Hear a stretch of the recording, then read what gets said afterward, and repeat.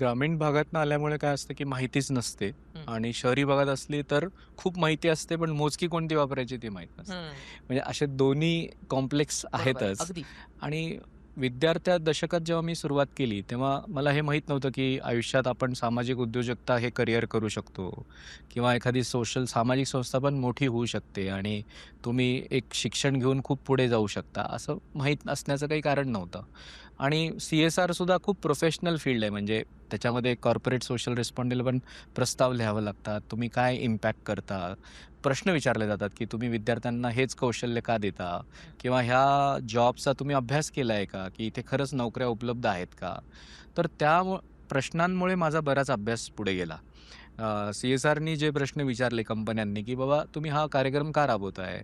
त्याच्यामधलं तुमचं लॉजिक काय आहे?" हे जेव्हा मोठे-मोठे अधिकारी तुम्हाला विचारायला लागले, त्यामुळे तुमचा एक आत्मविश्वास वाढवण्यासाठी नॅचरली तुम्हाला अभ्यास करावा लागतो. बरोबर. आणि मग तो मी सुरुवात केला, की बाबा जर आपल्याला ह्या कौशल्य शिकवायचे आहेत, तर निदान आपण ह्या कौशल्यांबद्दल वाचलं पाहिजे.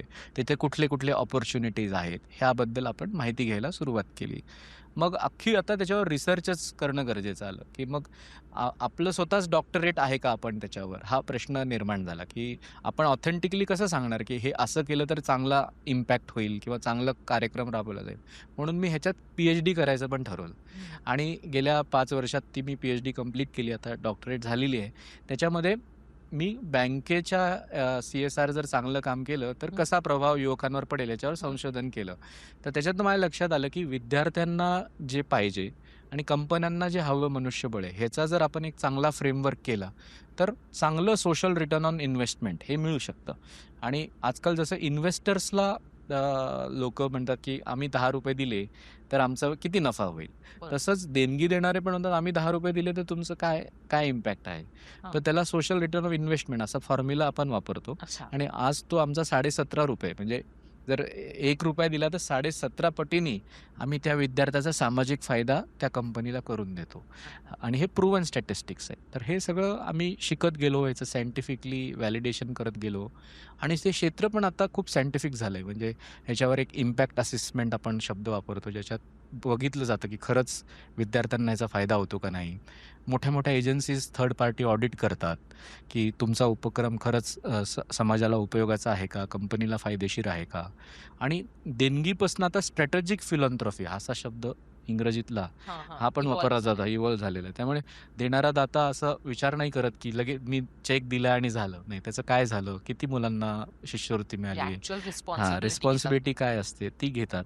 उदाहरण सांगायचं राहिलं तर आमच्याकडे डॉक्टर युसुफ अहमेद जे सिप्लाचे चेअरमन आहेत आणि पद्मभूषण आहेत. वयाच्या 80व्या वर्षी त्यांनी आम्हाला सपोर्ट करायचं ठरवलं अरे आणि वाह! आज त्यांच्या नावाने आम्ही स्कूल ऑफ सायन्स युनिव्हर्सिटीमध्ये सुरू केली आहे. तर त्यामागचं त्यांचं उद्दिष्ट असं आहे, की इंडस्ट्रीला जे कौशल्य पाहिजे ते फ्युएलनी द्यावं हं. आणि साधारणतः 4 तास ते आमच्या बरोबर होते उद्घाटनाच्या दिवशी. त्यांनी आम्हाला हे सगळं समजून सांगितलं, की इंडस्ट्री काय असते, आम्हाला कसं कौशल्य मनुष्यबळ पाहिजे आणि भविष्यात तुम्ही काय केलं पाहिजे. हं. मग अशी मेंटरिंग अशा व्यक्तीकडनं मिळणं हे शक्य फक्त सामाजिक उद्योजकतांमुळेच होऊ शकतं, हं. की तो एखाद्या कंपनीचा चेअरमन किंवा CEO हा तुम्हाला येऊन सांगतो, की तुम्ही असं केलं पाहिजे. ते माझ्यासाठी कुठल्याही नोकरीपेक्षा किंवा कुठल्याही दुसऱ्या अचीव्हमेंटपेक्षा खूप मोठी गोष्ट होती. आणि असा विश्वास आमचा सगळ्या कंपन्यांचा आता बसत गेला. जवळ-जवळ 88 पार्टनर्स बरोबर आम्ही काम करतोय आणि सगळे जागतिक MNCज आणि कॉर्पोरेट्स आहेत.